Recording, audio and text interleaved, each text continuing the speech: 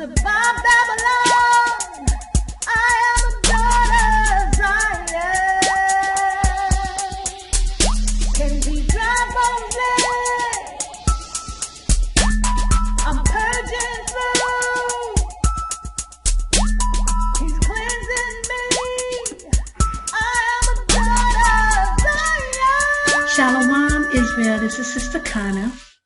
And first and foremost, I would like to say all glory and praise to AHAYAH, AHAYAH, Yashaya, Wa Quadash, Wa. Okay, brothers and sisters, I want to just say shalom and have a very a great video today. I have brothers and sisters who are leaving Babylon, and they are going to different parts of the world, and I just wanted to, speak with them briefly and let them tell you about their experience, about them coming out of Babylon, what they went through, and how, everything went for them. So as soon as she calls me, one of the sisters called me, I'm going to bring her in and we're going to talk. And so that way, just to kind of get brothers and sisters who are afraid to leave, okay, who, some people are really scared about leaving Babylon, and I guess it can be pretty a frightening experience for those of you who never traveled before, who maybe have children, who, who are thinking about leaving. So I wanted to talk to brothers and sisters who are actually leaving and who to get their experiences, what they had to go through and this and that, so you guys can get an idea. So praise AHAYAH, Bahasham Yashaya, Aqua. Can you see me? Yes? Yes, I can see you. Shalom. Hi, shalom. Okay, so Hi. I have you on, and we're live. This is Aqua Kathy, yeah? And she's here with us. And hi, everybody. So you can say shalom. But I want her to explain. Shalom. I want her to explain her situation and what she went through and this and that, because I want to give brothers and sisters an idea of those of you who are thinking about leaving Babylon and what you're kind of going through. Okay, but first let me just tell you guys, my channel was taken down, my Gathering in Jordan channel. So now we're on COI Times channel. But I'm still going to call it a Gathering in Jordan still. But okay, sister, so the floor is yours. I'm going to ask you a few questions, but I first want you to, to go on and tell about your experience. Congratulations on coming out of Babylon, sister.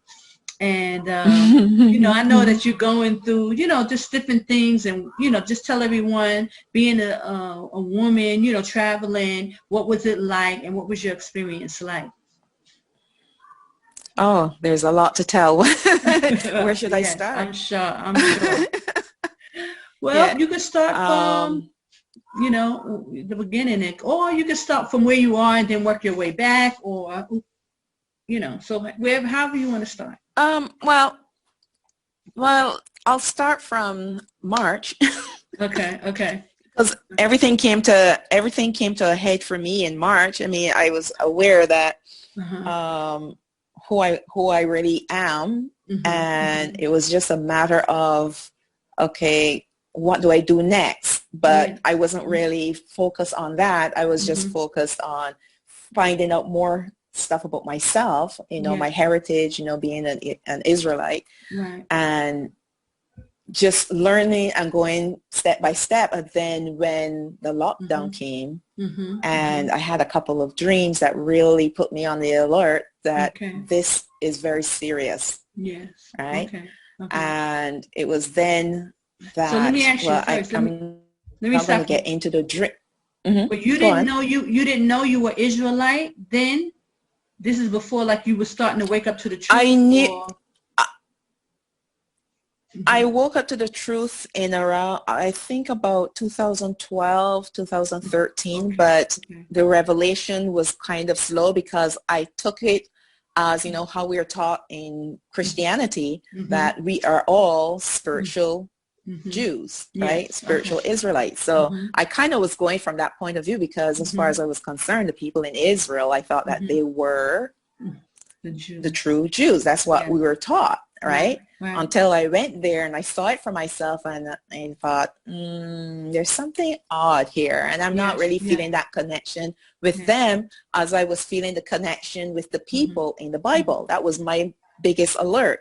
Yes. And it was only through revelation that the Most High revealed to me that because the people in the Bible are not the same people living in the land. And I thought, really? And that's how my awakening started.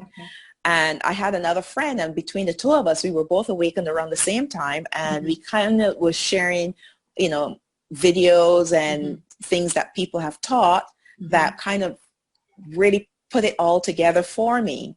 Right, with scriptures and everything, like Deuteronomy 28, which is the famous one, you know, because when I was going to church, I always wondered about those 400 years and the 430 years, and I couldn't figure out, like, I couldn't reconcile. I thought that they were all taught as one 400 years, and forget the 430 years, you know, they taught it as one.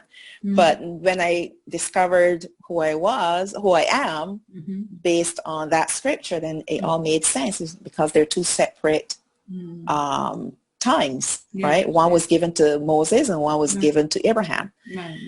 But what sharpened everything for me was, you know, of course, I went to different Hebrew Israelite websites. I didn't come across you until later, but you know, I was watching people like Stephen Darby and stuff like that, right? And it really made a lot of sense, and it just, I'm like, wow, like really, this is who I am. And then suddenly I realized why I was having so much difficulties, you know, like just living, you know, like some people were like, they can just sail through life, and everything is all nice and even Steven for them. And for me, it was like peaks and valleys, and I'm like, what's going on here, you know? And then I realized why, you know, I was living out what Deuteronomy 28 was, Praise the high, you know, attributed to me.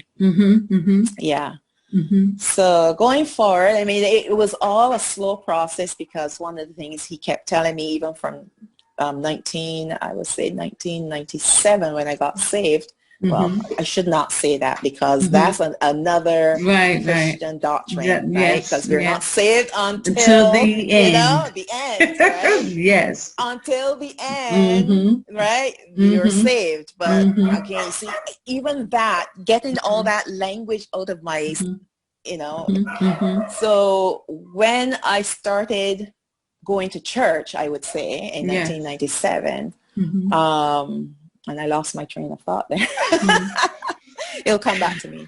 But fast forward to March of this year, 2020, when I had that dream where the Most High told me to run, right? It was, I was being pursued, and before they can get to me, I had to run. And when I woke up from the dream, it just put such an alarm in my system that I knew that this was real. But I really didn't connect it to anything yet until my friend sent me a YouTube feed about this person that was being arrested, and the policemen that were pursuing me looked exactly like the policeman who had in real life arrested this guy.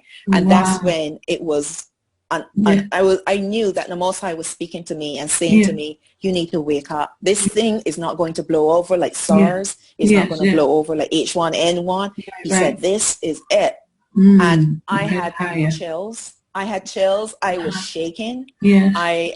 Because it just took me by, you know, surprise, which it shouldn't have, but it did. Right. And that's when I started Googling fleeing into the wilderness, you know, and then I came across your video and a few other people's video, and I'm like, how come I never knew about this? Because you know, and I started making preparations from back then. I said, you know what, Father, the first opportunity that I get out, that I can get out, I'm getting out. Praise the high. And every day every day I prayed Yes. and prayed. I said, Father, get me out of this. And all of a sudden it's like my taste for living in that system, because it's the Babylon system. Yes, right? it is. I just started hating it. Yes. Right? And I started hating it because this is not what the Most High has for us. That's right. And he wants us to get out. I mean, I'm just so thankful for your, excuse my headphones. This thing is not staying on my head, but I got to hear you. But I'm so thankful for your testimony. Praise AHAYAH.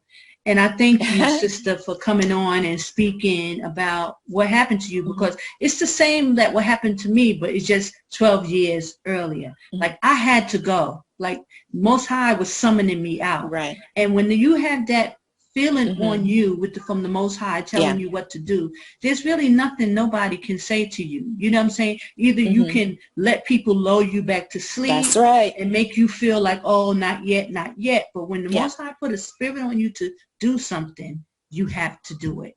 And I thank you, sister, because she contacted me like when you had left or something like that. You sent me an email and it was like, I'm on my way, out. And I was like, oh, wow, praise AHAYAH, and I get a lot of emails like that. Go ahead. I don't mean to cut you off. No, go ahead. No. So I just was like, a lot of people contact me. I get a lot of people contacting me, and I'm going to start reaching out to brothers and sisters who have left, who knows that the Most High is telling them what to do. But I want you to continue your story, and so that you can get to your process of where you are now and what you're feeling, what you're going through, because this is very important. Okay, go ahead. Just like, so the Most High. Yes, it is, because, you. Wait, go ahead. And so I started monitoring the borders. I started monitoring the borders. Everything was shut down tight. That was another alarm for me, because I'm thinking, what is really happening here, that the entire world was completely shut down. Completely shut down. Great. It was grounded to a halt, So I just kept praying every day. From that point onward, I had to make it a mission that I have to stay close to the Most High to know, what to do next. I started buying like my camping gear, and just stocking up on stuff, and started packing. Basically, I started packing in March, because I knew I had to go. There was no way that I was going to stay there where I was. I knew I was coming out, but I didn't know when. That was the big question. And another thing too, I didn't know where. I didn't know whether it was Jordan, Israel, or Egypt. And I even looked at Saudi Arabia. So those four were on my watch list, I would say. And I just kept monitoring every week. They would bring new updates. Oh, the borders are still closed. Maybe by July, things will, turn around for Jordan. Things may turn around. And it was then that Egypt opened up their borders in July. And I thought, okay, that's the place I'm going, because everyone else was still locked down tight. And I started, by that time I had all the things I needed, and I had a plan. And I wanted to come to Egypt with the hope of coming over to either Israel or Jordan. It was Jordan that I was more interested in, but Jordan still was locked down tight. And I thought, okay, I need to be in a place where if the borders are opened up, it's easy to get from Egypt to Jordan. However, as a tourist coming from Canada, they were saying that they're not allowing anyone in Egypt proper, like Cairo and those other bigger cities. We were limited to only Sinai Peninsula. And I thought, well, that's good, because that's where I need to be anyway, right? It didn't in any form dampen my plans, because that's where he told me to be. Because I looked at the map. This is what I did. I looked at the map, because I remember you had a map as well where you were talking about the borders, and when the Most High said to come within his borders. And that part, which is called Sinai Peninsula is Yeah. all within his borders. So Yes. although I didn't quite make it to Jordan, I'm still I was still within the borders. And I also yes. heard this too from another sister. Yes, yeah, yes. within the Okay. borders. Yes. And Praise so AHAYAH. I had to, fine tune it because Mm-hmm. it's quite a huge place. So I kind of Googled, okay, where did Moses and the Israelites crossed over? And it was in a place called Noriba. And I thought, okay, well, I'll try to go there. Yes. And my plan was to go in around. Another thing that I loved about Egypt was there was no testing needed for, the COVID thing. And just an amazing story. And I thought, well, even better. I know. But it changed. Yes, it changed. And luckily for me, I kept watching because they said, I would say the third week of August, that they're going to change the rules and they will have, you will have to have a negative PCR test coming from any country by this was going to be done September 1st and onward. Before, it was only Cairo that you had to have that test. And I figured, well, I wasn't going there anyway, which was good.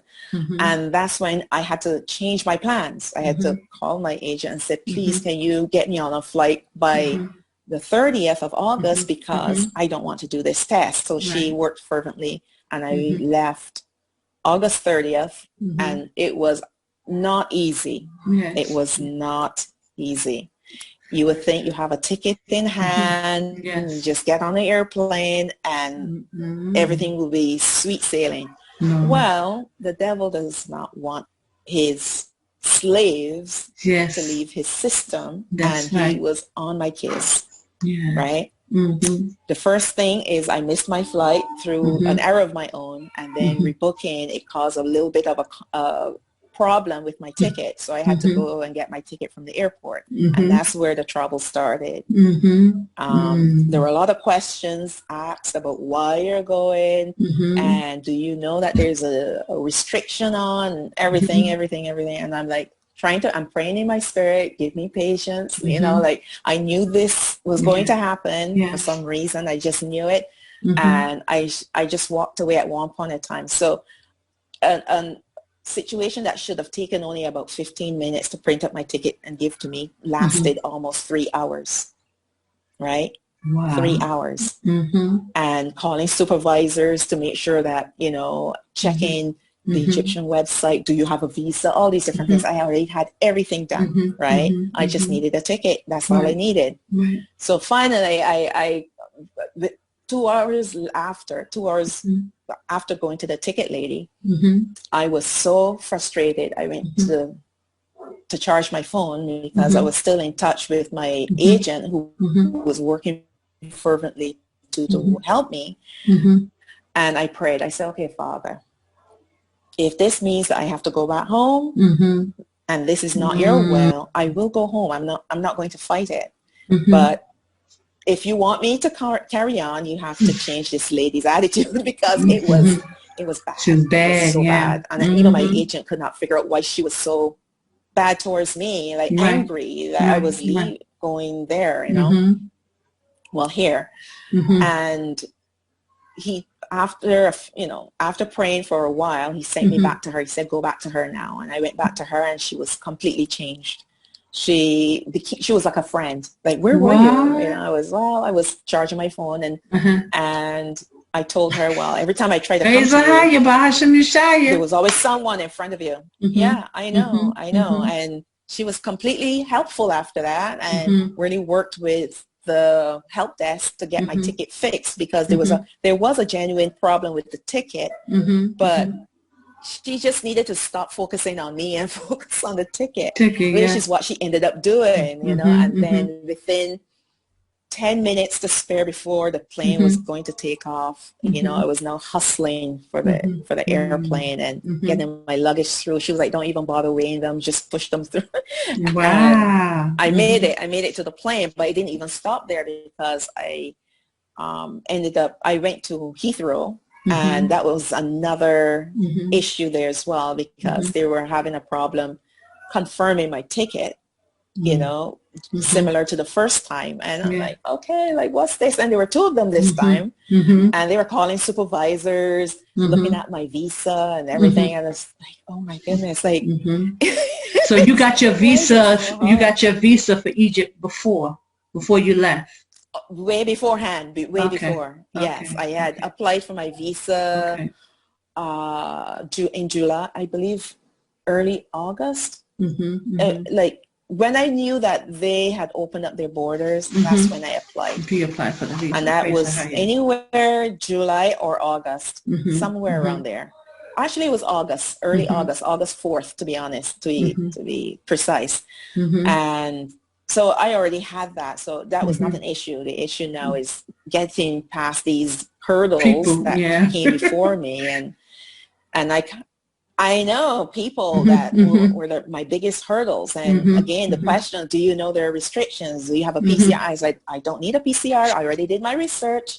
Go on their website and they'll show you. They'll tell you. Oh, so Sinai, you didn't. September 1st. So Sinai, you didn't need a COVID test to enter before September 1st. Okay. No. Oh, before September 1st. They changed it. It wasn't necessary because as long as I stay on the peninsula. Hello? Sorry. Okay, that's okay. That's okay. Oh, no worries. Wow, okay. So praise AHAYAH. Okay, go ahead. Yeah.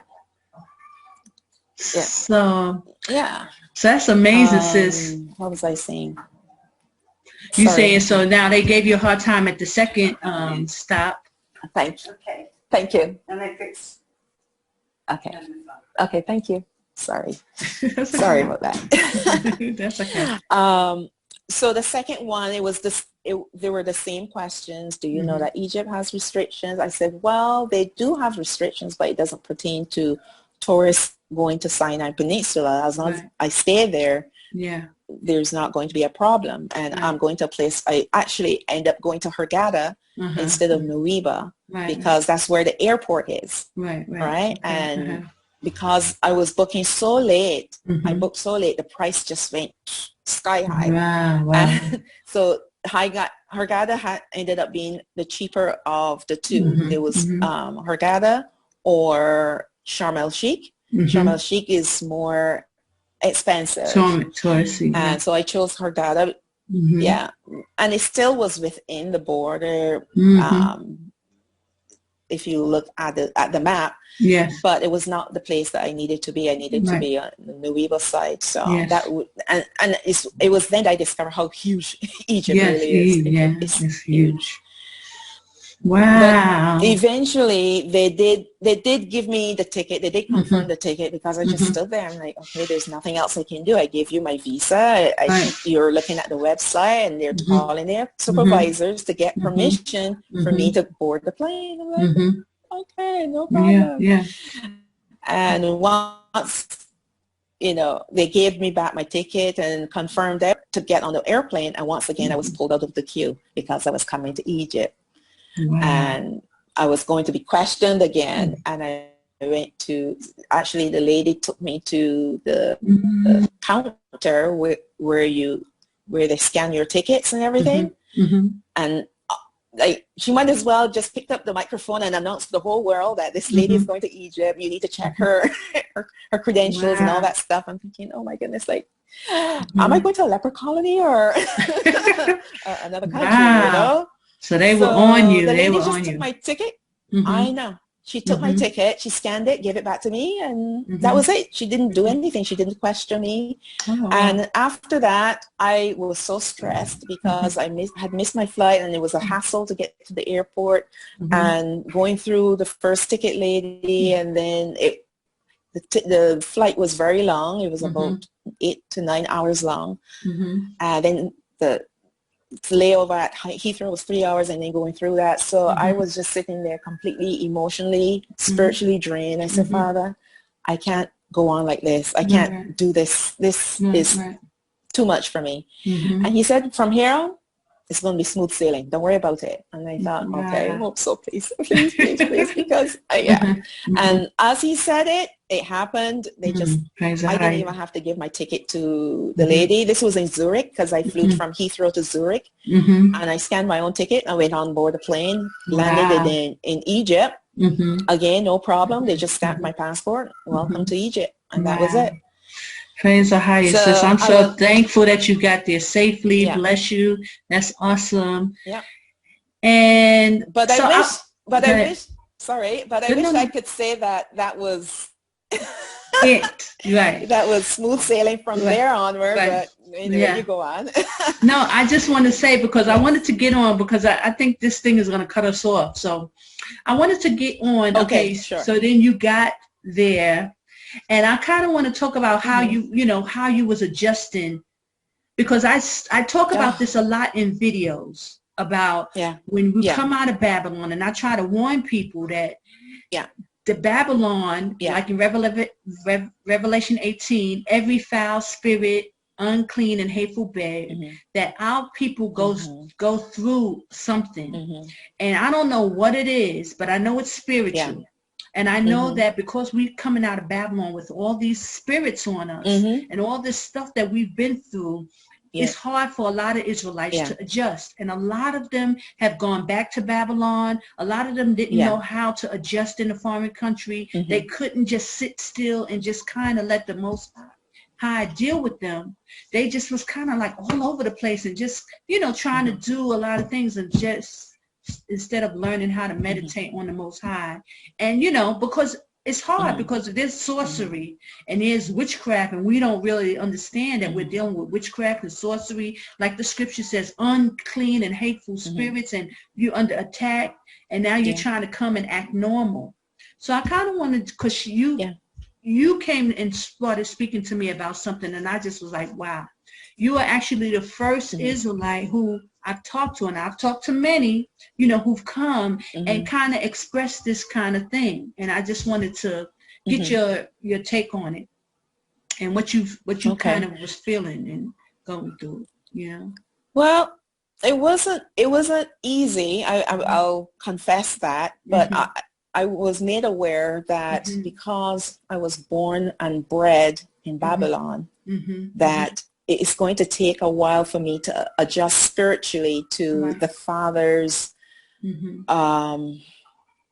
his way of doing things, okay? Right. Because we are so groomed to comforts, toilets that flush, toilet paper. Basic stuff, you would think. Basic stuff that you think, and even like money, for example, money. And a job in order to have money to buy food and all that stuff. And I'm here, and I'm quite limited, I would say. Okay. And every step of the way, like the Father has really been putting people in my way to really be an encouragement. Right. Like you're like one of my encouragements, because of what you've been through, so you understand. So it's very easy to talk to you. But there are also people that help me, and they don't even realize that they're helping me. Right? And that's his hand. Yes.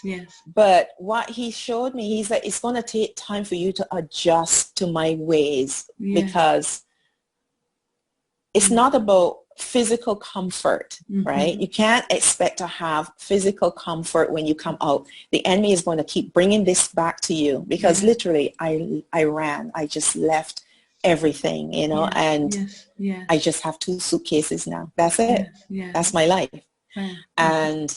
But he said to me, this is what I wanted for you. I wanted you to be free in order to go where I need you to go. I don't need you to be attached to a house. I don't need you to be attached to a car or a job or anything like that. I want you to totally trust me. This now is what true faith is all about. And I think a lot of the times Christianity has taught us about faith, and they use Gideon and the fleece, the test, that Gideon used to prove his faith, to prove God's favor for him. And I have none of that. Oops. Sorry. I have none of that because he wants me to trust him with everything now, with not even with a security. There's no security. Right. Right. There's no safety net. Yes. He is now my safety net. Yes. He is now my security, and he's really stripping me raw. Right. Right. But at the same time, it's freeing. It feels free. Yes. Yes. And it's at the same time scary. Yes. And scary. I will confess, there's some fear of the unknown. Yes. Yes. You know? I was in the same place, sister, and I've been in the same area you're in. You know, I was there. You know, and I've been there. And Most High had me going back and forth. I was going to Cairo, Egypt, and to Jordan. So I've been there, and I understand what it is, the feeling, you know, like not really knowing. You know, I didn't have a job, and I didn't, listen, some people come out with substance. A lot of people come out with substance. I wasn't one of those people. So I always had to find a job wherever I was. You know what I'm saying? I had to make my way.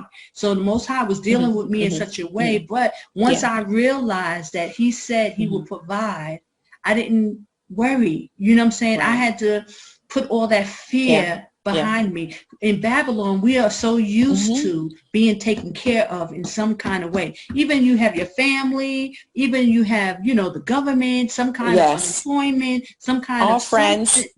Friends, and somebody's kind of like, you know, able to help you. We've never really had to depend on the Most High in this way. And he's only bringing us out to learn this. That's right. So I find with most of the Israelites that I've dealt with, all of them, none of them had the faith to understand that, you know, wait on the Most High. Let him show you, let him, you know, do whatever he's going to do for you. Let him do it. You know, he said he's not going to forsake us. He said that he will take care of us. He said it in his word. It's there. But can we believe? Can we trust and really believe? That's right. Now, you know, it's hard to say this because people are like, well, what? You just going to, you know, telling people to come out and they don't have and this and that. It's not kind of telling people to come out. It's the Most High calling his people out. That's right. Now, I don't know if everybody got called like how I got called, and the way you're expressing your call, it was like how I got called. Like I had to go, and there was nothing no one could tell me or convince me that he wasn't saying this. It wasn't now. It wasn't when you know when the Most High is telling you to do something, you know it, you feel it, you can't, you know it. So that's why I was happy to hear your testimony and hear you speak about what you're going through, and now being in a place far away, because I'm not around you. You went someplace totally different with him. You felt the Most High led you to go, and you're there now dealing with what the Most High is telling you to do. You know, and I know it's scary, sis. I was scared too. You know what I'm saying? I've been there. I was afraid, but I had to trust the Most High. You know? And I think a lot of people forget. Like they'll get here, they'll go through all that stuff they got to get here. I've seen them. And then they'll get here, and they'll be here a couple of months, and they totally forget. All that goes out the window, and then they'll start focusing back on Babylon. And they be like, oh, I need to go back to Babylon. Well, the first thing that they start thinking is go back to Babylon. And that's just like Moses, time of Moses. They were thinking to go back to Babylon. Back to Egypt. Egypt, you know. So I just, like, I want to encourage you, sister, like, be strong in this until it's time for all of us to come. The ones that he's calling, the ones who know that they got to go without a shadow, you know, like a shadow of a doubt, that you know you got to leave, and you're not going to allow anyone to kind of make you sit. Because I would have been like, no, you know, looking around, because that feeling was so strong on me, you know? Yes, it was, I had to go. And praise AHAYAH for you, sis. You're beautiful. I wanted to tell you, you're beautiful, sis. And, thank you. You know, you look very, like, relaxed and everything. So praise AHAYAH. And, you know, but, you know, you can continue, like, you know, like, how are you feeling? And so other sisters and brothers, because there's a lot of fear on Israel. Like, there's no you know, there's no surety, only trust in the Most High. That's all this is. Yeah. Well, here's a way to look at it. If you're feeling fear, that fear is not from the Father. No. Right? He does not give us the spirit of fear. Right. And you were discussing something just now when you were saying that some people forget about all the trouble that they did go through to get there, and refocus their attention on going back. Because that's the easiest thing to do. It is so easy to say, okay, I'm just going to give it all up, and just until you get there, then you realize, oh my goodness, what have I done? You know?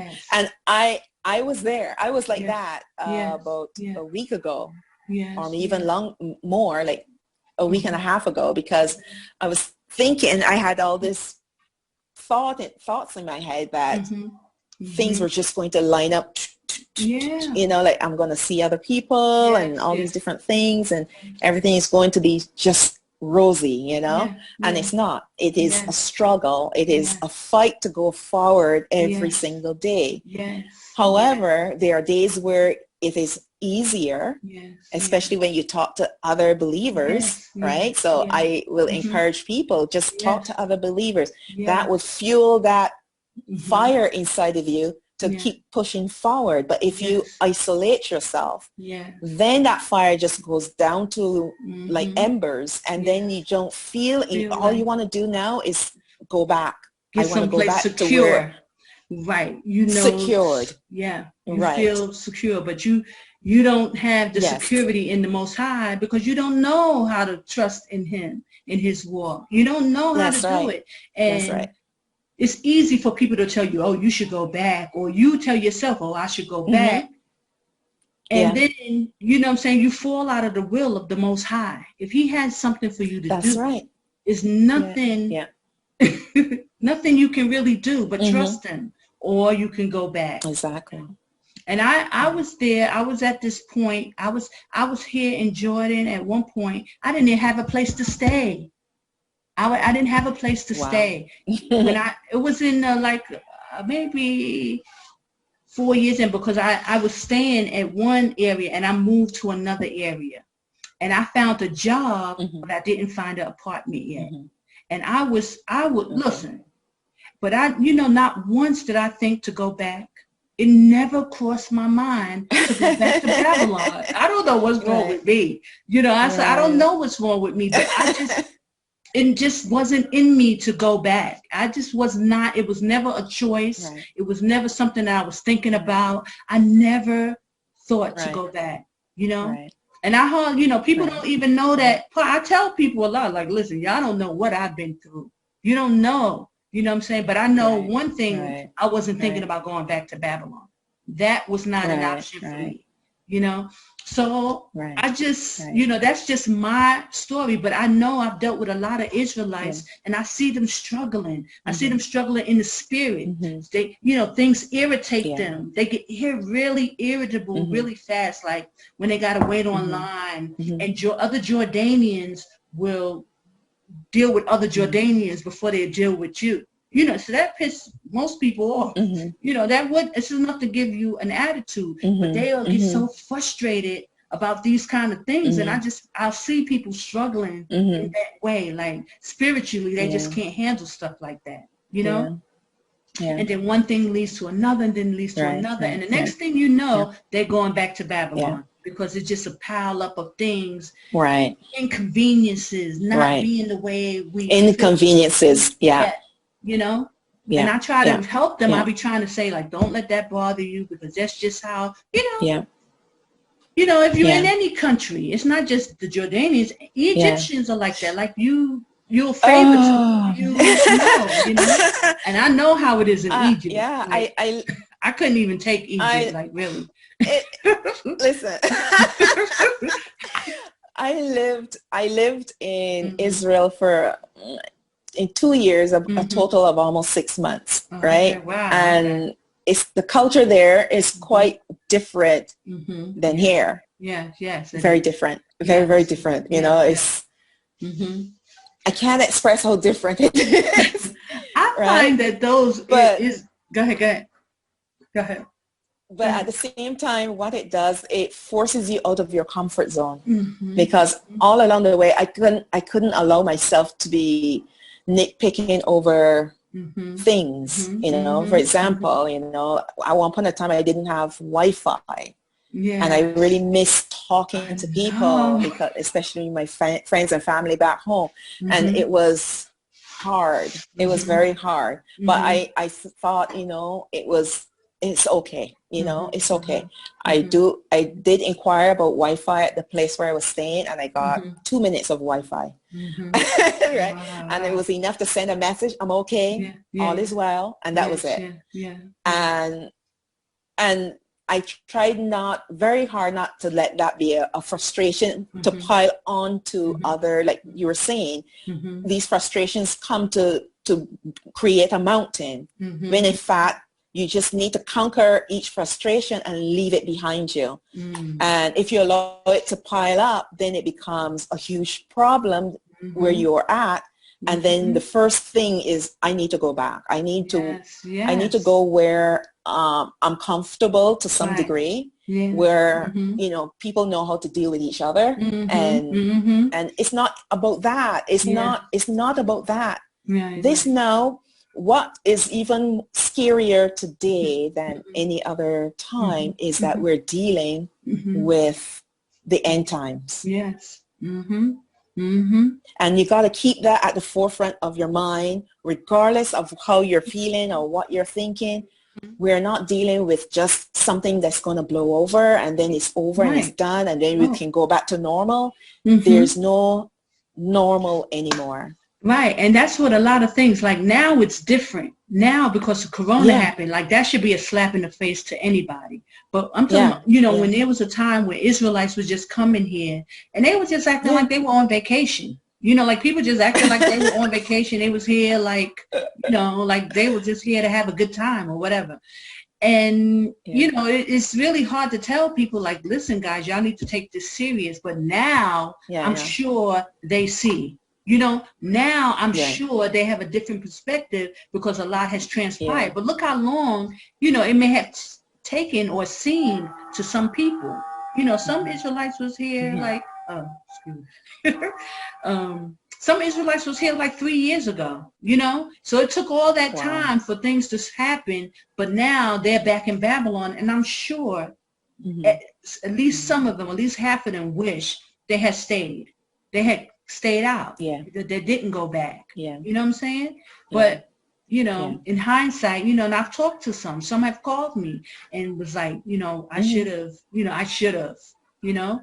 Should And have. because Hmm. this we are in a terrible time, and I you know I just want to urge, and the reason why I wanted Hmm. to have you give your testimony to give, you know, a little insurance to other people, like, look, it's not easy and it's Yeah, not going to be easy. The Most yeah, High did not say yeah, it's going to be easy. Matter of yeah, fact, he said it yeah, was Jacob's trouble.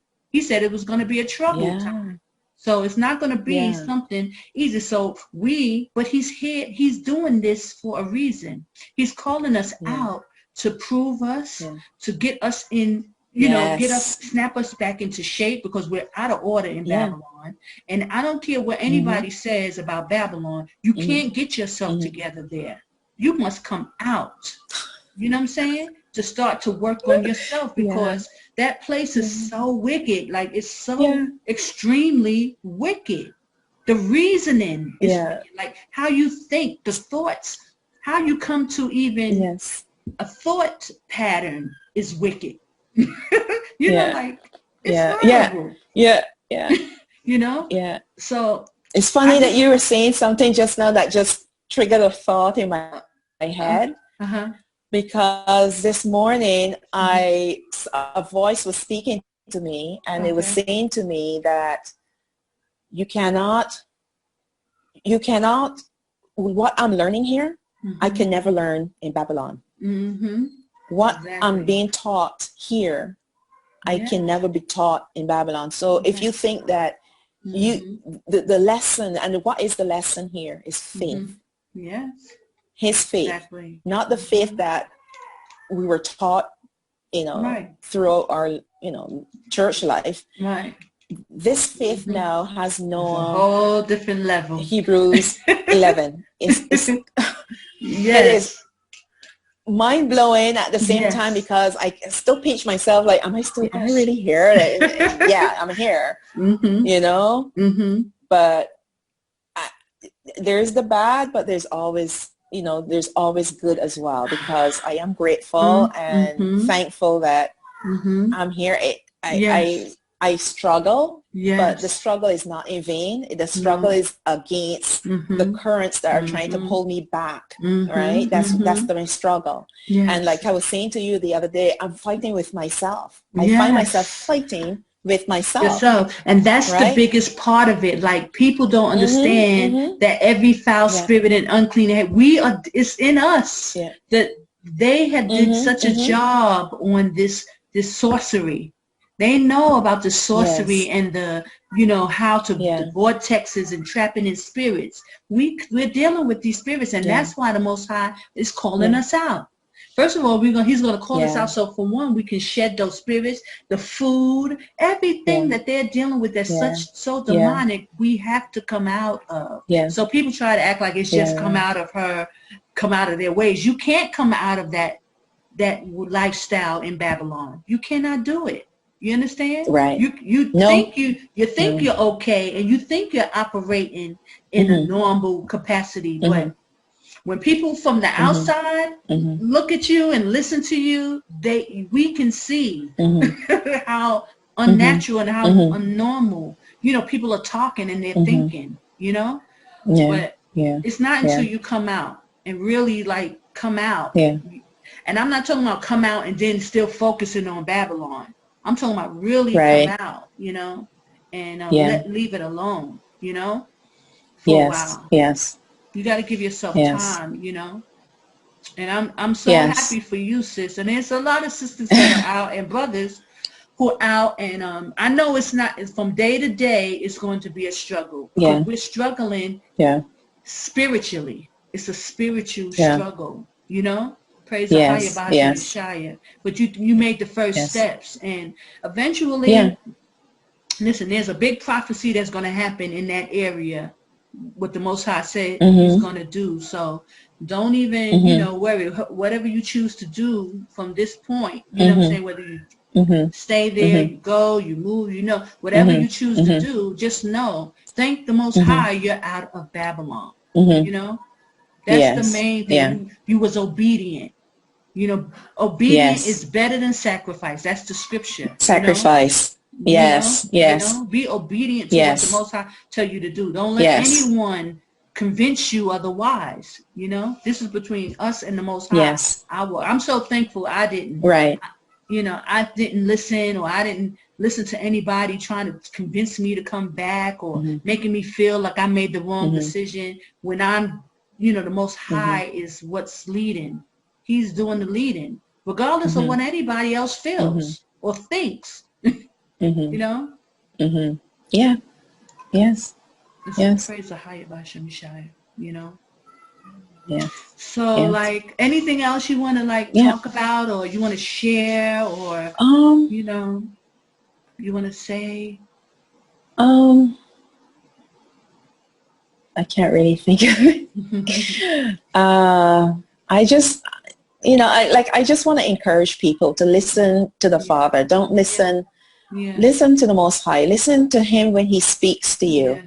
Don't go by what, your leaders are telling you. Don't go by what, your friends and your family. You have to listen to Him, because He's, at the end of the day, He's the one who is going to keep us safe, right?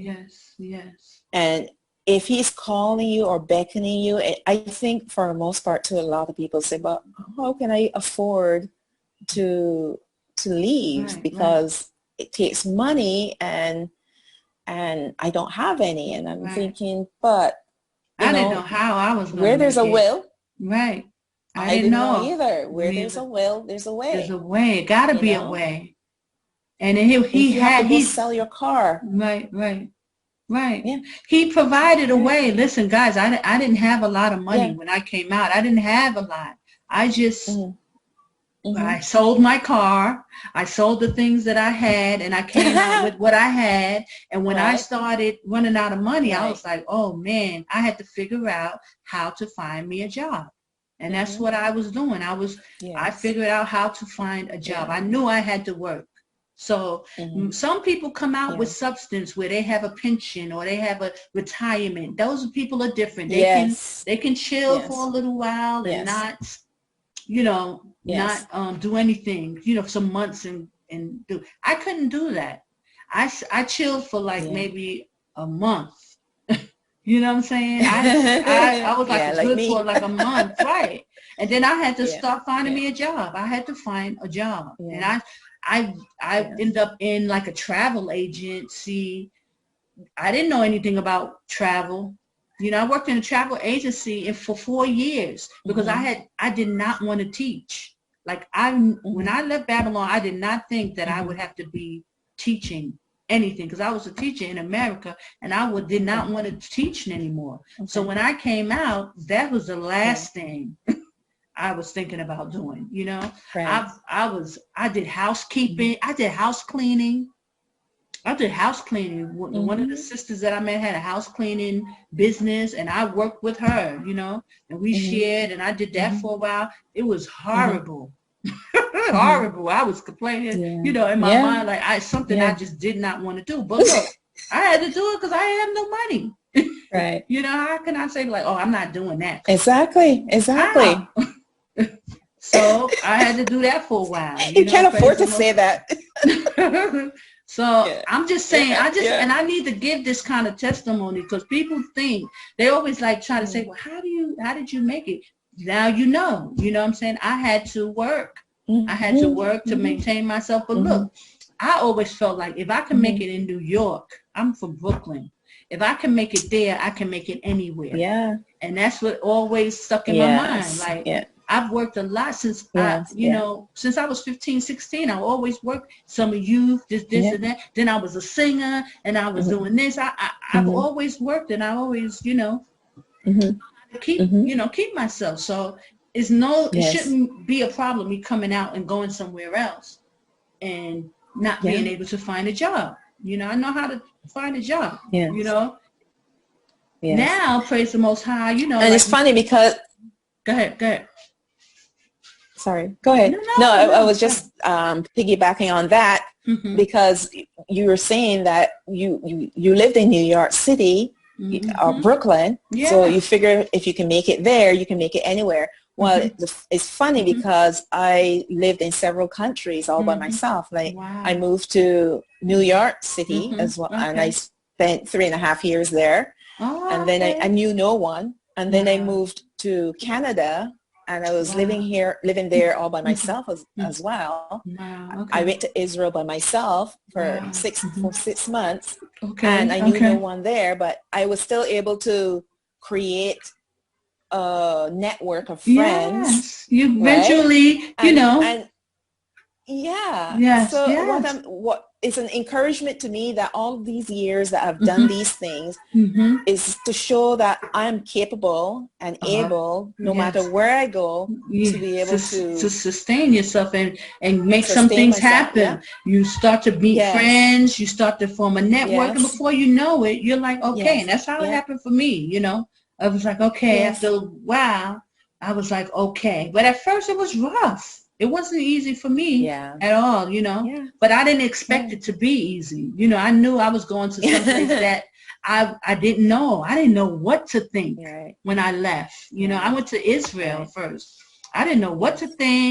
I didn't even think there was black people there. Like they don't portray black people even being there. I was shocked when I went there and saw so many black people because I thought Israel was just the Mm-hmm. Gentile, but remember when I left, I didn't know I was an Israelite. I still Right. looking for the two witnesses. I was on the Yeah. church, I was Right. on the day one church, and I really thought I was Yeah. the Christian way. I didn't know anything about being an Israelite. Yeah. I hadn't seen no groups, about Israelite, none of that stuff, I was just going because the Most High Mm-hmm. Mm-hmm. literally was like telling me to go. And I was like, I didn't know why. But I knew America was Babylon. That I knew. I knew America was Babylon, and I had to go, you know. So praise AHAYAH. So, but you know, the same with you, sis. Your story is like similar to mine, because you told me how you felt, and I was like, wow, I that's how I was. Yes. I felt the same. I had to go. Yes. You know. Yeah. You know. Yes. Yeah. There were no questions about it. There was no question in my mind that I had to go. If there was a question, I would have stayed.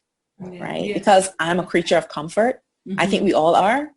And being in a place where it's familiar, and but every day I felt even more anxious. Yes. There was this thing that was building up inside of me that I literally had to go, or I would just go crazy. Yes. I would just lose it. I just had to go. I had to go. I had to go. And so I was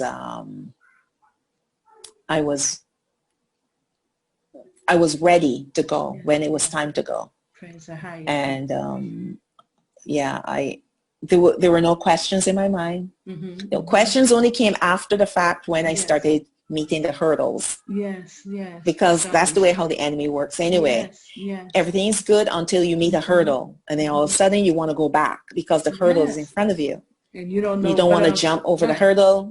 Exactly. You're like, okay, there's a hurdle here. Well, jump over the hurdle. That's what they're for. But you know, as the hurdles are coming, sometimes they're higher than some. Sometimes you can step over a hurdle, or sometimes you can duck under a hurdle.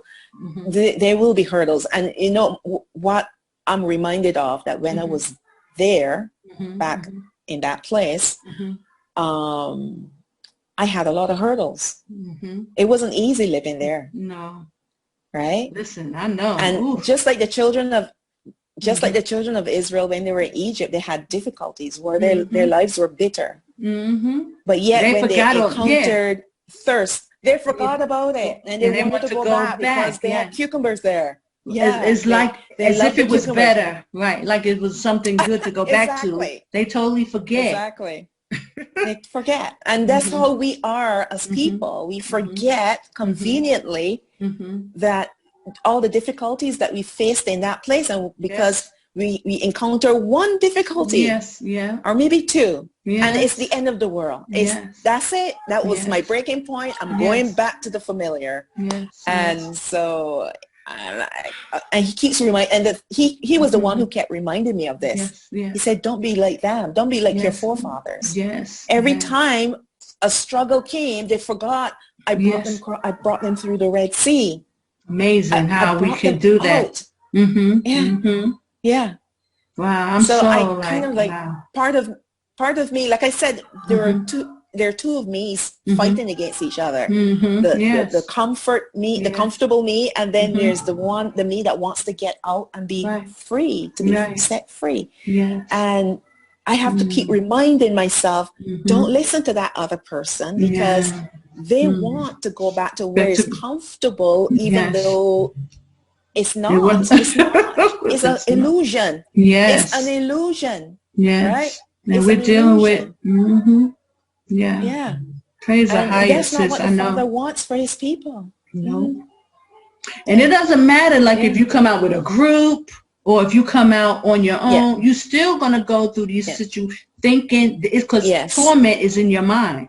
It's in your thinking and how you're thinking and how you're processing the information. So people think, oh, because they're going to come out all together. Listen, it just makes it worse. You know, exacerbates the situation, because now you got a bunch of people who are dealing with this spirit, and now you're going to have to deal with all of these spirits, as opposed to people learning how to individually deal with themselves. You know what I'm saying? Yes. Because imagine if you had a girlfriend. Listen, I've been around some people. Some people are complainers. Some people are, you know, they're complaining, they talk, they speak negatively, they're talking. So imagine if you came out with a girlfriend or two, and like one of them are just a negative person. So now like everything is a problem. Everything is going wrong. The things that are happening are, as you know, are made bigger than life, because this is how this person handles things. So then you got to have this person in your ear who's really falling apart because of small little fires that y'all could probably get around, or you could probably get around where you were if you were by yourself. But because you're with a third or fourth person, now they're making this thing bigger than life. And now they're ready to go and they have a problem. I think they got disconnected. Well, guys, I got to go anyway, but I just wanted to have these kind of talks with Israelites who are out of Babylon, who've come out, hear their story, hear their testimony. We're going to praise AHAYAH Bahashim Yashaya Wakwadash, because he is calling, AHAYAH is calling his people out of Babylon, and there's nothing no one or any of us can do. He's going to call his people out. Praise AHAYAH. So I have some more people who I can interview. And if you're out of Babylon and you want to give a testimony, if you want to talk about it, I'm sure it helps other Israelites to know what you're dealing with and what to expect and what kind of situations they may run across. I'm sure it helps, because it's the unknown that makes people so afraid, you know. But once you realize that, oh, other people have done it and they may have gone through some things and they got through it, just like with me, Sister Chaanah, I've been through some things, but you know, my experience was never to like go back to Babylon. You know, I understood that the Most High was calling me out. I was happy to come, and I was thankful that he would, you know, bring me out. And matter of fact, I made a vow to the Most High, like, Most High, if you allow me to leave, I won't come back. That was my vow to the Most High, like, just get me out of here and I won't come back. I vowed him, like, I won't come back. So my, you know, experience was different than a lot of other people's, because I was not even thinking about going back to Babylon. Praise AHAYAH, and I don't want to ever have to go back, you know. AHAYAH Bahashim Yashaya, I pray his will, you know, for me. So I thank the Most High. He kept me this much. He's continued to take care of me. He watched over me. He provided for me. He's my provider. He's my supplier. He's been everything. And I just so thankful. So praise AHAYAH Bahashim Yashaya. I give all glory and praise to AHAYAH. And I pray that this interview with this sister was an encouragement for someone. And I will try to have many more. If you're out of Babylon and you want to talk and you want to encourage your brothers and sisters and tell them about your experience and how things were for you, it's okay, brothers and sisters. We can share and we can help other brothers and sisters make their way out of Babylon. This thing is falling off my head. But okay, I have to say shalom. Mwah. See you guys later. Okay? Shalom. My body's burned. I survived Babylon.